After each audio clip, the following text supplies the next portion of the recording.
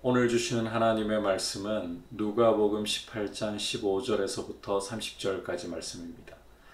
제가 16절, 17절 읽도록 하겠습니다. 예수께서 그 어린아이들을 불러 가까이 하시고 이르시되 어린아이들이 내게 오는 것을 용납하고 금하지 말라. 하나님의 나라가 이런 자의 것이니라. 내가 진실로 너희에게 이르노니 누구든지 하나님의 나라를 어린아이와 같이 받아들이지 않는 자는 결단코 거기 들어가지 못하리라 하시니라. 아멘.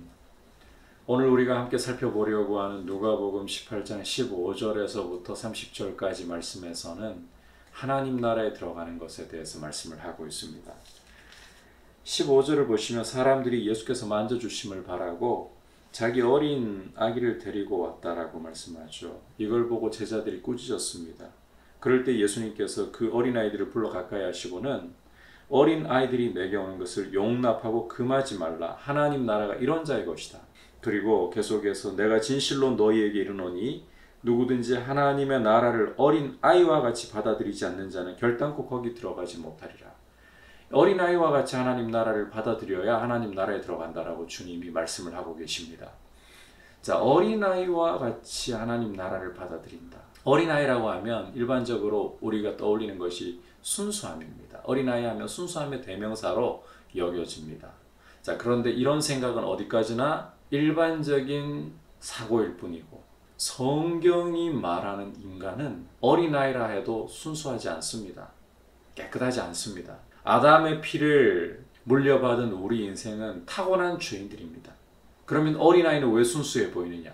표현을 그만큼 할 줄 모르기 때문입니다. 어른만큼 이 표현을 할 줄 모르기 때문이지 아이들이 말을 하기 시작하고 활동을 하기 시작하면 아이들이 순수하지 않다라는 것을 가장 잘 발견할 수 있는 대표적인 경우가 아이를 유치원에 보내보면 가르치지 않아도 욕부터 배워옵니다. 아이들 순수하지 않아요. 아이들도 그 속에 죄의 피가 흐르고 있기 때문에 아담의 피가 흐르고 있기 때문에 순수함을 아이들의 전유물인 것처럼 생각해서는 안 된다는 거예요. 그렇다면 이 어린아이처럼 하나님 나라를 받는다는 게 어떤 의미인가? 아이들에게 있어서 가장 중요한 특징, 주님이 말씀하시는 중요한 특징은 바로 의존성입니다. 어린아이는 부모 없이는 홀로 서기를 할 수가 없습니다. 부모에게 의존적입니다. 그것처럼 예수 그리스도께 의존적인 사람, 예수 그리스도의 십자가 없이는 내 죄가 결코 해결될 수가 없고 예수 그리스도의 십자가의 은혜 없이는 결코 나는 소망이 없습니다. 이렇게 예수님께 의존적인 사람이 하나님 나라에 들어갈 수 있다. 자, 계속해서 18절 이하를 보시면 이제 어떤 관리가 예수님에게 선한 선생님이여 내가 무엇을 하여야 영생을 얻으리까 이렇게 질문하는 것을 볼 수가 있습니다. 그럴 때에 주님은 내가 어찌하여 나를 선하다 일컫느냐 하나님 한 분 외에는 선한 이가 없다라고 하시면서 내가 계명을 안 하니 간음하지 말라, 살인하지 말라, 도둑질하지 말라, 거짓 증언하지 말라, 내 부모를 공경하라. 이 이웃 사랑에 대한 계명을 말씀을 하시죠. 이 관리가 주님의 말씀을 듣고는 아주 뿌듯하게 내가 어려서부터 그걸 다 지켰습니다. 그런데 주님은 이 사람에게 있는 이 사람의 발목을 잡고 있는 한 가지 문제를 간파하셨어요.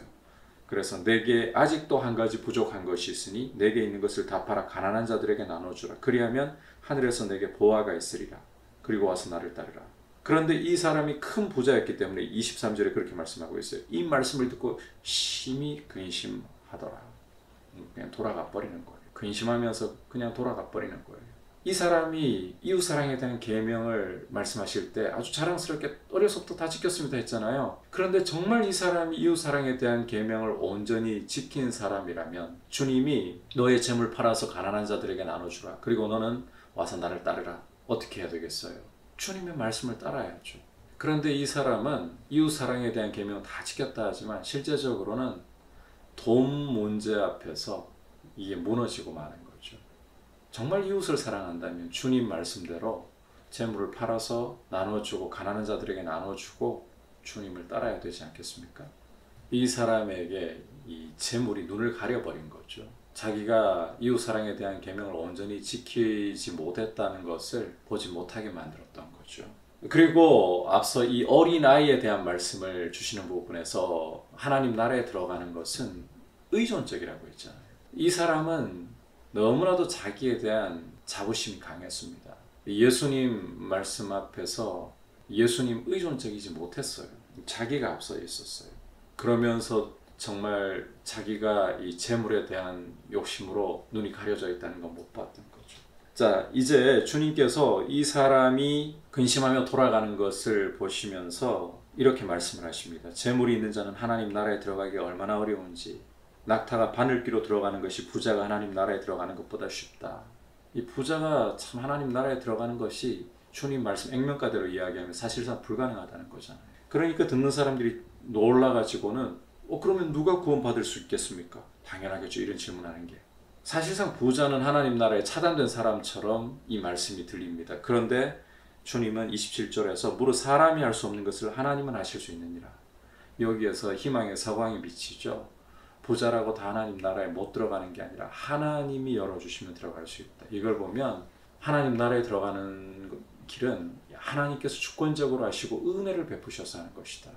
그렇다면 우리 편에서는 이 하나님의 은혜를 경험하는 사람은 예수 그리스도께 전적으로 의존하는 모습을 보이고 있다. 예수 그리스도의 말씀에 순종하는 모습을 보이고 있다. 이렇게 이해를 할 수 있겠죠. 이 부자 관리와는 대조적이죠. 자기가 계명도 다 지키고 잘난 줄 알았더니 하나님 나라에 들어갈 영생을 얻을 자격이 있는 줄 사실은 이걸 기대하고 왔겠죠. 주님께 그 대답을. 그런 인증을 해주실 거라 생각했더니 재물을 다 팔아가지고 나눠주고 너는 나를 따르라. 예수님만 의지하라는 거잖아요. 예수님 말씀만 따르라는 거잖아요. 의존성. 근데 그게 아니었잖아요. 하나님은 하실 수 있느니라. 하나님이 은혜를 주시는 사람은 예수 그리스도께 의존적인 모습을 보이는 거예요. 하나님의 은혜를 모르면 자기가 올라와요. 자기가 다 할 수 있다고 생각하는 거예요. 그리고 돈에 눈이 가려질 수밖에 없습니다. 하나님 나라에 들어가는 문제에서 이 돈이라는 것은 우리 인생에 편리를 더해주는 장점이 있을지 몰라도 큰 유혹이고 사람의 눈을 가리는데 큰 역할을 할 수 있습니다. 오죽하면 성경에서 재물과 하나님을 겸하여 섬길 수 없다. 그렇게까지 말씀할 정도이겠습니까? 돈이 있으면 우리가 하고 싶은 일들을 좀 더 자유롭게 할 수 있고 편하게 살 수 있는 그런 장점이 생길 수 있습니다. 하지만 그만큼 눈이 가려져서 하나님을 바라보지 못하고 그리스도를 의지하지 못하게 하는데 이 돈이 우리 욕심을 자극해서 그리스도를 따르지 못하게 하는데 1등 공신 역할을 할 수 있다. 이 돈을 사랑하는 게 그만큼 위험한 거예요. 자, 이렇게까지 말씀을 하시니까 이제 베드로가 28절 이하에서 보옵소서 우리가 우리의 것을 다 버리고 주를 따랐나이다. 이 베드로도 이제 다 버리고 주님을 따랐습니다. 이렇게 자신들이 제자들로서 한 일에 대해서 주님께 말씀드리죠. 그럴 때 주님은 이렇게 말씀하십니다. 내가 진실로 너희에게 이르노니 하나님의 나라를 위하여 집이나 아내나 형제나 부모나 자녀를 버린 자는 현세의 여러 배를 받고 내세의 영생을 받지 못할 자가 없다. 정말 주님을 위해 자기의 것을 버리고 주님만 의지하는 사람은 반드시 영생을 얻는다. 게다가 이 현세에서도 여러 배를 받는다 했는데 이 현세에서 여러 배를 받는다. 이것이 어떤 것을 말씀하는가? 다른 복음서를 보면 하나님의 공동체, 교회를 통해서 주실 수 있는 이 복을 가리킨다라는 것을 알 수가 있어요. 아내나 형제나 부모나 자녀를 버렸을 때 이 현세에서 여러 배를 받고 이 하나님의 가족으로서 누리는 이 축복, 교회라는 공동체를 통해서 하나님의 가족으로서 누리는 축복. 물론 이것 외에도 또 이 땅 가운데서 하나님이 보살펴 주시는 그런 은혜들을 얼마든지 경험할 수가 있죠. 바로 이러한 부분들을 주님이 말씀하고 계신 거예요. 주님을 위해서 버릴 수 있는 것, 그만큼 주님께 의존적이라는 거죠. 이것이 하나님 나라에 들어가는 영생을 얻는 모습이다. 그리고 이것을 바꿔 말하자면 하나님은 하실 수 있느니라. 하나님이 은혜를 주시는 모습이다. 우리가 이 사실을 기억하고 주님을, 예수 그리스도를 전적으로 의지하고 그 말씀에 순종하는 귀한 모습으로 드려지길 축복합니다. 같이 말씀을 생각하면서 기도하겠습니다. 이 시간 함께 기도할 때 주님께 전적으로 의존적인 사람이 될 수 있게 해주시고 오직 주님이 십자가에 흘리신 보혈만이 나의 죄를 씻고 나를 하나님의 자녀로 설 수 있는 의로움을 주는 것입니다. 예수 그리스도만을 의지하고 그 말씀만을 따를 수 있게, 그리고 이 오늘 말씀을 통해 보았듯이 돈이라는 것은 우리 인생에게 편리함을 줄 수 있고 우리가 원하는 것들을 자유롭게 할 수 있는 부분이 있지만, 그러나 하나님 나라에 들어가는데 큰 이 장애물이 될 수 있다. 우리 욕심을 자극하기 때문에 돈을 사랑하지 않게 해달라고 같이 기도하겠습니다. 하나님 아버지, 오늘 말씀을 통해서 하나님 나라에 들어가는 사람은 어린아이와 같이 하나님을 받드는, 즉 예수 그리스도를 전적으로 의지하고 그리스도의 십자가의 은혜를 의지하는 사람이라는 것을 보았습니다. 주님, 돈을 사랑하고 돈을 의지하지 말고 우리 자신의 욕심을 따르지 말고 오직 예수 그리스도의 십자가만을 의지할 수 있도록 은혜를 주시고, 주님, 주님의 말씀에 전적으로 순종하며 따를 수 있도록 우리를 인도하여 주옵소서. 예수님의 이름으로 기도드립니다. 아멘.